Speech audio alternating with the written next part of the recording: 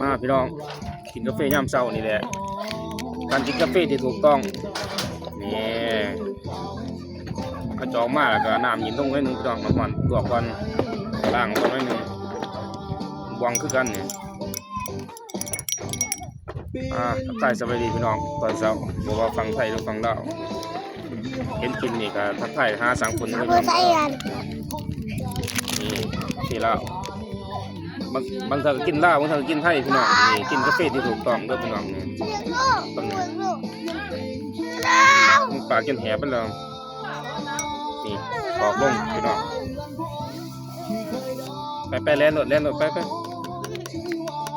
เขาลงอีกสี่พี่น้องกินกาแฟที่ถูกต้องบางเถื่อบางคนก็เอาซองมาดิ่งหนึ่งคนนี่สั่งคนบ่แนะนำเด้อมันสุกเสียบ่แนะนำพี่น้อง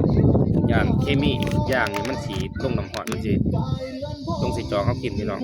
นี่ถ้าอยากให้ถือวิธีแท้ก็แม่นเอาตัวนี้ลงเอาบวงคนเด้อพี่น้องเด้อหรือว่าเอาไหมคนก็ได้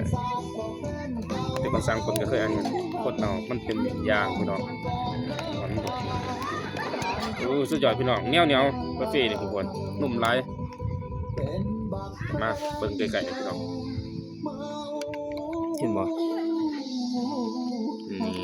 นี่เหนียวนะใครจะไปดีพี่น้องตอนเช้าก็ปี2026เดี๋ยวก็ขอให้อยู่ดีมีแห้งเบิดสุขสุขคนบ่ว่าไทยบ่ว่าลาวเนาะพี่น้องเนาะมีแต่ขมิ้นลบออก